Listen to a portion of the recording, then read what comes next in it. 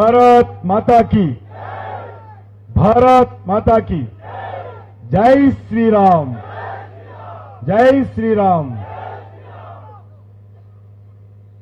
సభాధ్యక్షులు మోహన్ రెడ్డి గారు,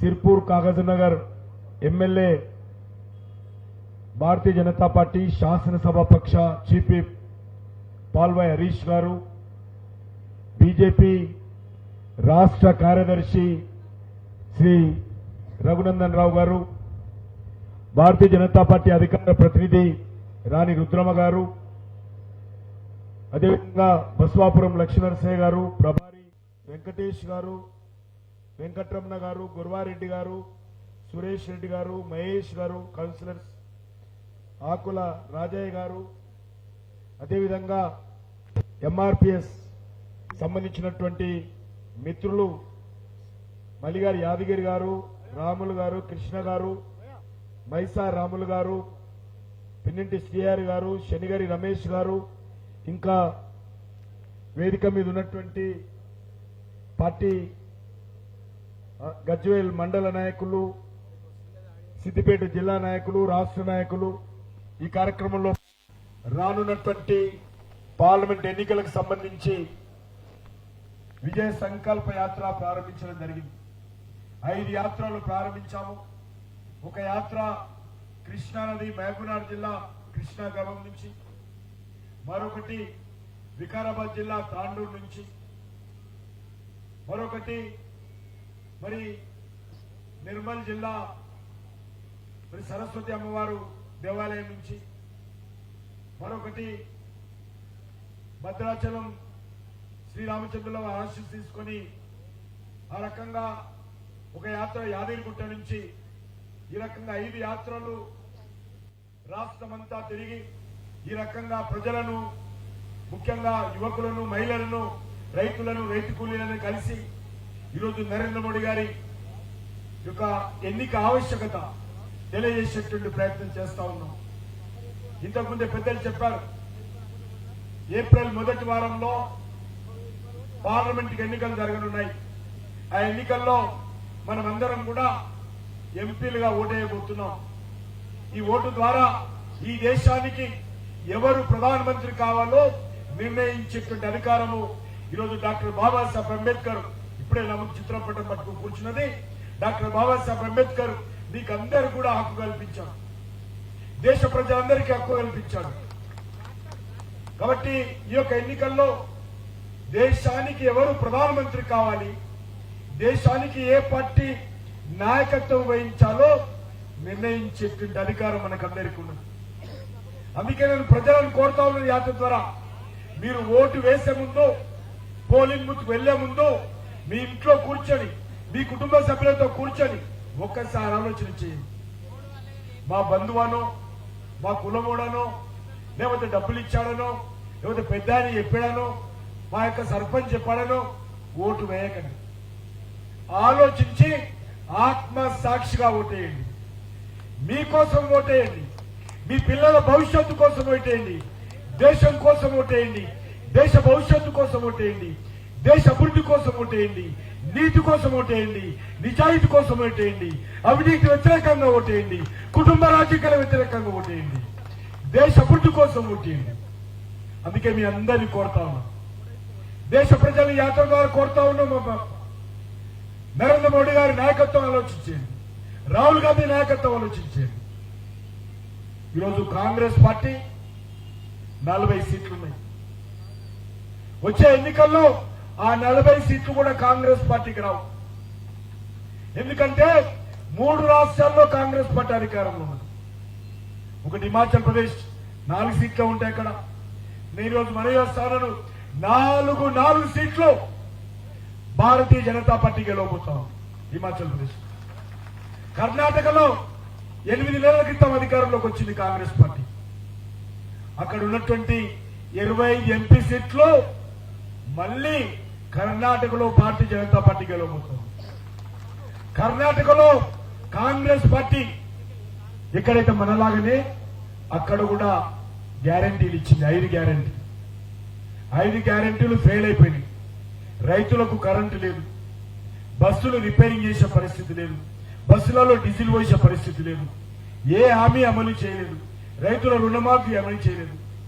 ఈరోజు కర్ణాటకలో పరిస్థితి ఏంటంటే ఒకవేళ ఎమ్మెల్యే ఎలక్షన్స్ ఇప్పుడు జరిగితే అబ్సల్యూట్ మెజార్టీతో ఈరోజు భారతీయ జనతా పార్టీ అధికారంలోకి వస్తుంది.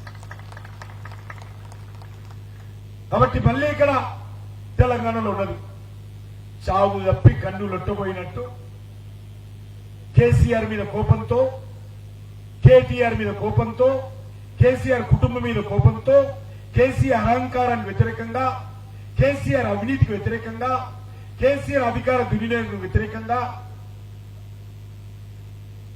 అరాచక పాలనకు వ్యతిరేకంగా ఈ యొక్క తెలంగాణ ప్రజలు కాంగ్రెస్ కోటేశారు తప్ప కాంగ్రెస్ మీద ప్రేమతో కాదు. కేసీఆర్ పోవాలి, కేసీఆర్ పీడ విరగడ కావాలి అనే ఉద్దేశంతో కాంగ్రెస్ గెలిచింది తప్ప ఇది గ్యారంటీనే రాసిస్తున్నా. ఇది నా గ్యారంటీ. రాహుల్ గాంధీ తప్పకుండా విదేశాలకు పోతాడనేది నా గ్యారంటీ. ఎందుకంటే ఈరోజు నరేంద్ర మోడీ గారి నాయకత్వంలో 9.5 సంవత్సరాలుగా ఒక అద్భుతమైనటువంటి ఒక మంచి పరిపాలన ఈ దేశంలో ఇవ్వడం జరిగింది. దేశం అభివృద్ధి జరగడం కోసం అనేక రకాల కార్యక్రమాలు తీసుకున్నాను. ఒక గ్రామంలో తీసుకున్నాను. మీ గ్రామంలో ఒక ఆలోచన చేస్తాను నేను. మీ గ్రామంలో వీధి లైట్లు, ఇంతకుముందు చెప్పారు, వీధి లైట్లు నరేంద్ర మోడీ గారి ప్రభుత్వం వేస్తా ఉంది. మీ గ్రామంలో సిమెంట్ రోడ్లు నరేంద్ర మోడీ గారి ప్రభుత్వం డబ్బులు ఇస్తుంది. మీ గ్రామంలో పారిశుద్ధ కార్మికులకు మోడీ గారు మీ సర్పంచ్ అకౌంట్లో డబ్బులు ఇస్తేనే ఆ పారిశుద్ధ కార్మికులకు జీతాలు ఇస్తారు. మీ గ్రామంలో వైకుంఠధామం నరేంద్ర మోడీ గారు వేస్తూనే వస్తారు. రైతుల వేదిక నరేంద్ర మోడీ గారు ఇచ్చిన డబ్బుల ద్వారానే అయింది. మీ గ్రామంలో స్కూళ్లకు పిల్లలకు యూనిఫామ్ నరేంద్ర మోడీ గారు ఇస్తారు. మీ గ్రామంలో స్కూల్ పిల్లలకు మిడ్ డే మీల్స్, మధ్యాహ్న భోజనం నరేంద్ర మోడీ గారి ప్రభుత్వం వస్తుంది. మీ ఇంట్లో వంట గ్యాస్ కనెక్షన్ నరేంద్ర మోడీ గారి ప్రభుత్వం ఇచ్చింది. మీ ఇంట్లో మీ యొక్క టాయిలెట్ లేకపోతే నరేంద్ర మోడీ గారు ఇచ్చారు. మీ ఇంట్లో ఉన్నటువంటి ఆడబిడ్డల పొదుపు సంఘాలకు అప్పులు నరేంద్ర మోడీ గారు ఇస్తున్నారు. మీ ఊళ్ళలో ఉన్నటువంటి రైతులకు ఎరువులు 1 ఎకరానికి 20,000 చొప్పున సబ్సిడీ ఇస్తా ఉన్నది నరేంద్ర మోడీ గారి సంవత్సరానికి 2 పంటలు. రైతులకు 6,000 రూపాయలు 3 సార్లు 4,000 నెలకొకసారి 4 నెలలకోసారి ఈరోజు మొత్తం 6,000 రూపాయలు మోడీ పైసలు చెప్పిన డేట్ కు మీ అకౌంట్ లో వస్తా ఉన్నాయి రైతులకు. అంతేకాదు ఈరోజు పేదలు ఎవరైతున్నారో మీ గ్రామంలో వాళ్ళకి ఆయుష్మాన్ భారత్ పేరుతో రానున్న రోజుల్లో సంవత్సరానికి 5 లక్షల రూపాయలైనటువంటి పెద్ద ఆసుపత్రులు, ప్రైవేట్ ఆసుపత్రుల్లో మీకు నచ్చిన ఆసుపత్రిలో ట్రీట్మెంట్ చేసుకునే విధంగా నరేంద్ర మోడీ గారు సహకారం అందించారు. ఈరోజు గతంలో పెన్షన్స్ వస్తే ఊళ్ళో సర్పంచ్ వాళ్ళు వీళ్ళు కొట్టేసేవారు. ఇప్పుడు పెన్షన్స్ అన్ని కూడా ఆన్లైన్ లో మీ అకౌంట్ లో వస్తున్నాయి. గ్రామాల్లో పేదవాళ్ళందరికీ, గ్రామాల్లో ఉన్నటువంటి పేదవాళ్ళందరికీ కూడా బ్యాంక్ అకౌంట్ ఓపెన్ చేయించాడు. గతంలో బ్యాంక్ అకౌంట్ ఓపెన్ కావాలంటే నేను కూడా మా ఎమ్మెల్యే క్వార్టర్స్ దగ్గర బ్యాంక్ అకౌంట్ ఉండేది. బ్యాంక్ ఎస్బీఐ పోతే నాకు అకౌంట్ ఓపెన్ చేయనన్నాడు. ఎందుకంటే నువ్వు నిజంగా ఏదైనా మోసం చేస్తే నేను ఎవరిని అడగాలంటాడు. నాకు షూరిటీ కావాలని చెప్పాడు. ఆ బ్యాంకులో అకౌంట్ ఉన్నాడో షూరిటీ ఇవ్వాలి. అట్లా షూరిటీ ఇస్తేనే బ్యాంక్ అకౌంట్ ఓపెన్ చేసింది. అది కాదు 3,000 కట్టాలన్నాడు. 3,000 ఇచ్చిన ఆ బ్యాంక్ అకౌంట్ వెతుకొని 4 రోజుల తర్వాత ఒకటి తీసుకుపోయి సంతకం పెట్టిస్తే నా అకౌంట్ ఓపెన్ చేశాను. ఇప్పుడు లేదు. ఇప్పుడు ఎవ్వరి షూరిటీ అవసరం లేదు పేదవాళ్లకు. పేదవాళ్ళందరికీ షూరిటీ నరేంద్ర మోడీ గారే. ఎవ్వరి షూరిటీ అవసరం లేదు. 1 పైసా ఇవ్వాల్సిన అవసరం లేదు. 0 అకౌంట్ తో ఈరోజు బ్యాంక్ అకౌంట్ ఓపెన్ చేస్తాం. వంట గ్యాస్ డబ్బులున్నోళ్ళు, పెద్దోళ్ళు, పైసలున్నోళ్ళు వాళ్ళు మాత్రమే వంట గ్యాస్ వాడతారు అనుకున్నారు. కానీ నరేంద్ర మోడీ గారు రాగానే ఏం చేశాడు? ఒక్కసారి వంట చేస్తే 100 సిగరెట్లు కాలిస్తే ఒక మనిషి ఆరోగ్యం ఎంత దెబ్బతింటుందో, ఒక్కసారి కట్టెల పొయ్యితో చేస్తే ఆ తల్లి, ఆ చెల్లె యొక్క ఆరోగ్యం ఎంత దెబ్బతింటుంది. అందుకే నరేంద్ర మోడీ గారు అన్నారు, నేను కూడా పేద కుటుంబంలో వచ్చినాను. పేద మహిళలు ఎవ్వరు కూడా పేద కుటుంబంలో పుట్టిన పాపానికి వాళ్ళ ఆరోగ్యం దెబ్బతినకూడదు. వాళ్ళందరూ కూడా వంట గ్యాస్ సిలిండర్ అందించే బాధ్యత నాదని చెప్పి ఈ దేశంలో ఏ ఒక్క ఇల్లు కూడా వంట గ్యాస్ సిలిండర్ లేనటువంటి ఇల్లు లేదు. ఈరోజు 100% మందికి సిలిండర్ ఇచ్చింది. ఈ రకంగా అనేక కార్యక్రమాలు ఆయన ముత్తడు పదానికి కాగానే మాట చెప్పాడు. అందరి జిల్లాల్లో టాయిలెట్ కట్టిస్తాం పేదవాళ్ళందరికీ. గ్రామాల్లో ముఖ్యంగా తెల్లవారుదాన్ని ఎవరు లేకుందే జమ్ము తీసుకొని చెట్లలో గుట్టల్లో పోతారు. అది ఆత్మ గౌరవానికి సంబంధించిన విషయం. అందుకే నరేంద్ర మోడీ గారు చెప్పారు, పేదవాళ్ళు ఎవ్వరు కూడా ఎవరైనా సరే టాయిలెట్ లేకుండా ఒక్క తల్లి ఒక చెల్లి ఇబ్బంది పడకూడదు, ఎవరికి ఇబ్బంది పెట్టకూడదు. కాబట్టి టాయిలెట్ వెచ్చించే బాధ్యత నాది అని చెప్పారు. ఆ రకంగా 11 కోట్ల టాయిలెట్లు ఈరోజు 11 కోట్ల మంది ఇళ్లలో కట్టించారు. ఈ రకంగా అనేక కార్యక్రమాలు. అంతేకాదు మొన్న కరోనా వచ్చింది. కరోనా వచ్చినప్పుడు భయంకరమైన కరోనా, ఇంట్లో నుంచి బయటకు వెళ్ళలేదు. ఇంట్లో ఉన్న వాళ్ళు కూడా ఒక రూమ్లోకి వెళ్ళి ఇంకో రూమ్లోకి రాలేదు. భర్త బయట తిరిగి వస్తే భార్య భర్త దగ్గరికి రాలేదు ఇంకో రూమ్లోకి. ఎందుకంటే ఆయన ఎక్కడెక్కడ తిరిగి వచ్చాడో కరోనా నాకేం అంటుతుంది. ఆ రకమైనటువంటి ఒక భయంకరమైన పరిస్థితి ఉండేది. తల్లి చనిపోతే బిడ్డను చూడడానికి రాలే, భర్త చనిపోతే భార్య చూడడానికి రాలే. ప్రపంచమంతా కూడా మన దేశంలో జనాభా ఎక్కువ. ఈ దేశంలో కరోనా వస్తే సగం మంది చచ్చిపోతారని చెప్పారు. సగం మంది వాళ్ళ తల్లిగారు నేను వేసుకోనని చెప్పారు. కానీ జరిగిందో తెలుసా, సాటుగా ఎవరికి తెలియకుండా రాహుల్ గాంధీ వేసుకున్నాడు, సోనియా గాంధీ కూడా వేసుకున్నాడు. ఎవరు వ్యాక్సిన్ వేసుకున్నారు? మోడీ వ్యాక్సిన్ వేసుకున్నారు. ఆమె ఎవరు తెలియలే, ప్రైవేట్ లో కొనుక్కొచ్చి ఇంటికి డాక్టర్ తీసుకొని బయట తెలియకుండా రూమ్ లో పోయి ఎవరి ఫోటో తీయకుండా వ్యాక్సిన్ వేయించుకున్నారు. ముందేం చెప్పాడు, ఇది మోడీ వ్యాక్సిన్, ఇది ఉత్తుత్త వ్యాక్సిన్, ఎవరి ప్రాణాలు కాపాడదు, మోడీ మోసం చేస్తుందని చెప్పాడు. మోసం చేసేది, ఉత్తుత్త మాటలు మాట్లాడేది, మోసపు మాటలు మాట్లాడేది, ప్రజలను మభ్యపెట్టేది కాంగ్రెస్ రక్తంలో ఉంది. నరేంద్ర మోడీ గారు ఆ రకంగా కాదు. నరేంద్ర మోడీ గారు డిఎన్ఏలో లేదు. మోసం చేయము, చెప్పిన మాట మీద నిలబడేటువంటి సత్తా, ధైర్యము, శక్తి, సాహసము ఈ దేశంలో నరేంద్ర మోడీ గారికి ఒక్కరికే ఉంది. జమ్మూ కాశ్మీర్ లో ఆర్టికల్ 370 తీసేస్తామని చెప్పాము. మాకు మెజార్టీ వచ్చింది. మేము ఆర్టికల్ 370 తీసేసి జమ్మూ కాశ్మీర్ లో కూడా డాక్టర్ బాబాసాహెబ్ అంబేద్కర్ రాజ్యాంగాన్ని అమలు చేస్తా ఉన్నాము. జమ్మూ కాశ్మీర్ ను పూర్తిగా భారతదేశంలో విలీనం చేశాము. జమ్మూ కాశ్మీర్ లో పూర్తిగా ఎస్సీలకు అక్కడ రిజర్వేషన్స్ కల్పిస్తున్నాము, బీసీలకు రిజర్వేషన్ కల్పిస్తున్నాము, మహిళలకు రిజర్వేషన్ కల్పిస్తున్నాము, బాల్య వివాహాలను రద్దు చేశాము, నిషేధం పెట్టాము. పూర్తిగా ప్రజాస్వామ్య వ్యవస్థ ఉన్నది, శాంతి భద్రతలు రక్షిస్తున్నాము. ఉగ్రవాదాన్ని ఉక్కు పాదంతో అణిచివేశాము. పాకిస్తాన్ అనుకూల శక్తులను మార్చాము. ఈరోజు జమ్మూ కాశ్మీర్ లో చేసి చూపించాము. 500 సంవత్సరాల క్రితము ఒక విదేశీ దురాక్రమణదారుడైనటువంటి బాబర్ అనేటోడు భారతదేశానికి వచ్చి ఈ దేశాన్ని ఇస్లాం చేయడం కోసం, ఈ దేశమంతా కూడా ఇస్లాం కావాలని ప్రయత్నం చేశారు. కానీ ప్రజలు మారలా. మేము హిందువులుగానే ఉంటాము, మేము ఇస్లాంకు రామని చెప్పారు. వాడు మీటింగ్ పెట్టాడు. ఏదైనా ఇండియా ఎట్లా ఉంది, ఎవడు వస్తలేడు ఇస్లాంకు, హిందువులందరూ ముండోళ్ళు ఎందుకు వస్తున్నారంటే, నవాబ్ సాబ్ ఈ భారతదేశంలో హిందువులు మన ఇస్లాంకి రావాలంటే ముఖ్యంగా ఒక పని చేయాలి. ఈ దేశంలో వాళ్ళకు నమ్మకము దేవుడి మీద, దేవుడి గుళ్ళ మీద. ముందు ఆ దేవాలయాన్ని కూడా ధ్వంసం చేస్తే, ఆ విగ్రహాలని ధ్వంసం చేస్తే అప్పుడు వాళ్ళందరూ మన ఇస్లాంకి వస్తారని చెప్పారు. ఆ చెయ్యండి అని ఆపేశారు. మొత్తము దేశంలో కొన్ని లక్షల దేవాలయాలు ధ్వంసం చేశారు, విగ్రహాలను ధ్వంసం చేశారు.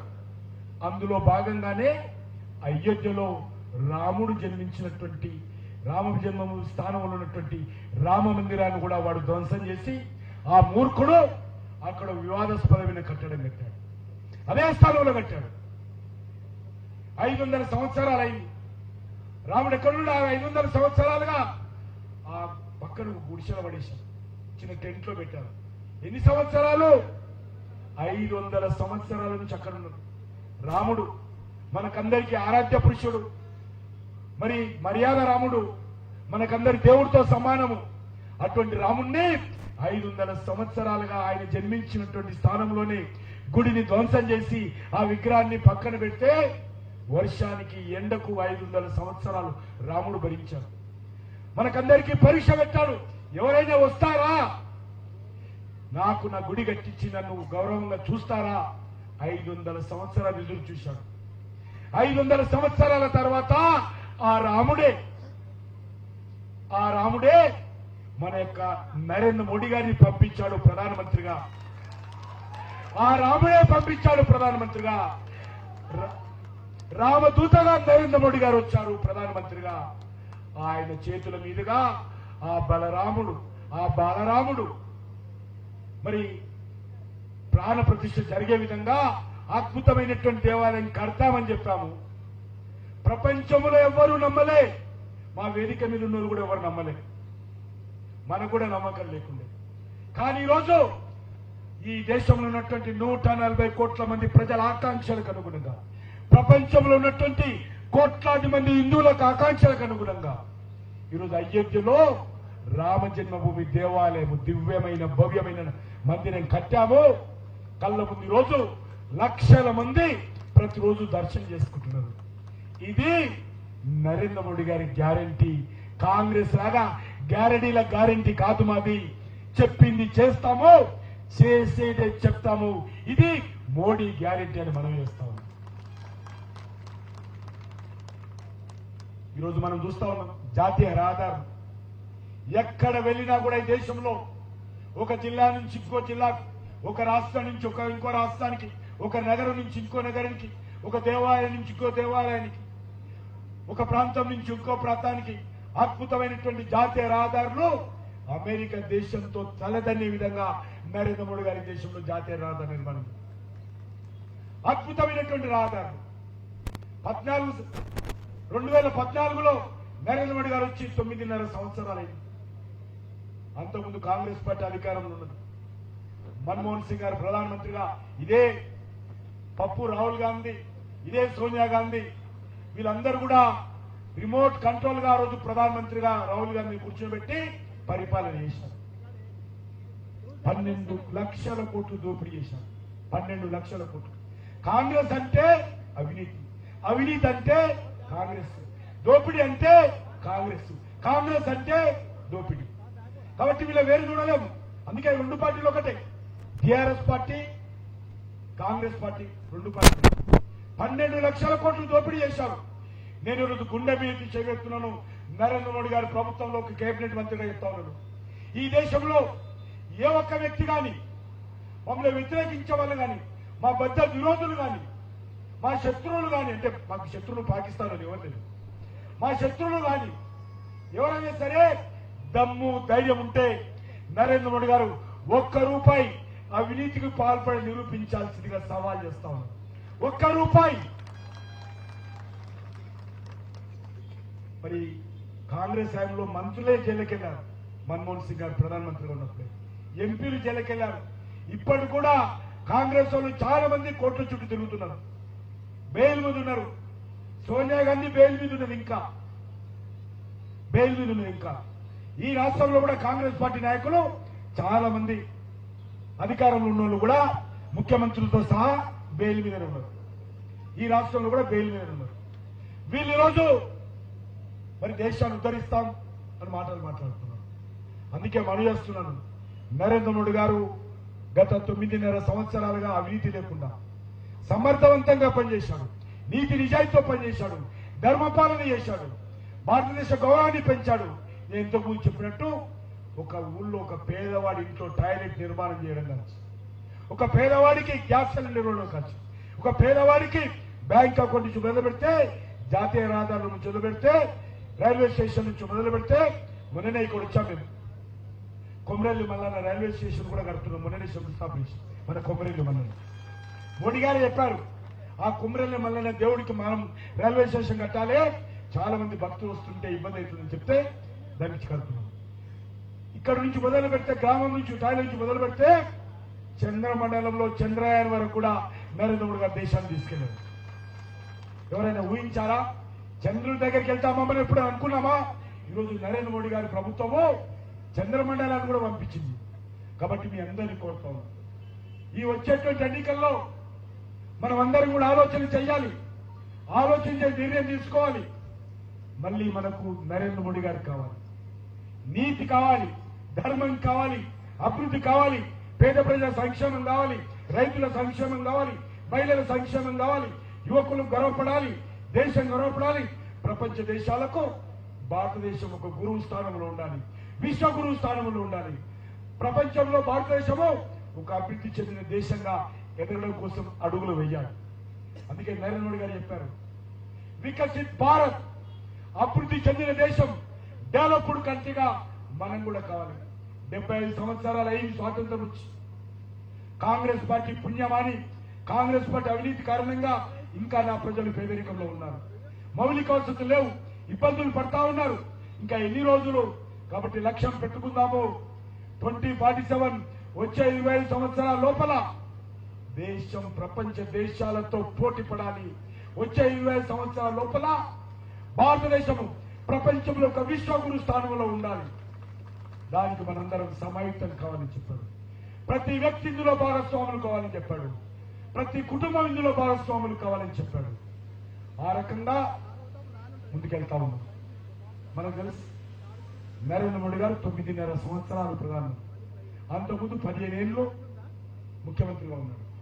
కానీ ఒక్క రోజు కూడా, అది పండుగ అయినా, ఆదివారం అయినా, మండే అయినా, సాటర్డే అయినా, దసరా అయినా, దీపావళి అయినా, ఆయన జన్మదినమైనా, చివరకు వాళ్ళ తల్లిగారు స్వర్గస్థులైతే కూడా, వాళ్ళ తల్లిగారు స్వర్గస్థులైతే కూడా సెలవు తీసుకోకుండా ఆయన ప్రతిరోజు దేశం కోసం, దేశ ప్రజల కోసం పనిచేసినటువంటి గొప్ప మహానుభావుడు నరేంద్ర మోడీ గారు.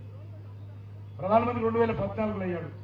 అప్పుడు మీకు తెలుసు మన రాష్ట్రంలో ముఖ్యమంత్రి వచ్చారు 2014లో. ఎవరైనా కేసీఆర్, ఆయన ఒక్కరోజు కూడా ఆఫీస్కి రాలే.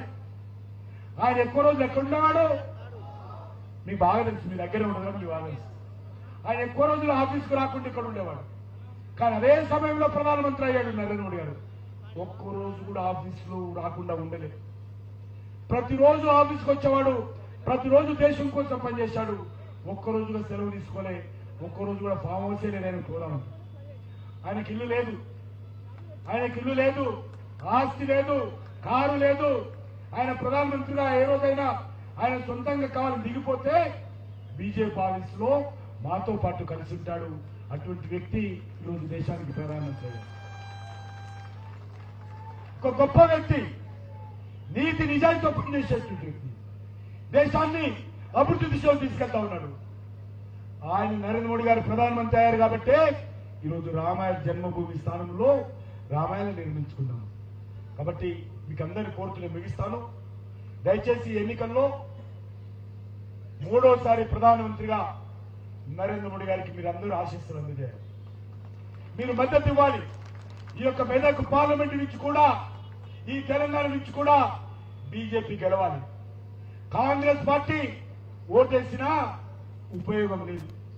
అసలు టీఆర్ఎస్ పార్టీ అది నిన్నటి పార్టీ. టీఆర్ఎస్ పార్టీకి రేపనేది లేదు, టీఆర్ఎస్ పార్టీకి భవిష్యత్తు లేదు. కేసీఆర్ కుటుంబం అవినీతికి చరమగీతం పాడారు ప్రజలు. కేసీఆర్ కుటుంబానికి రాజకీయ భవిష్యత్తు లేదు. కేసీఆర్ యొక్క కుటుంబం యొక్క అవసరము తెలంగాణలో లేదు.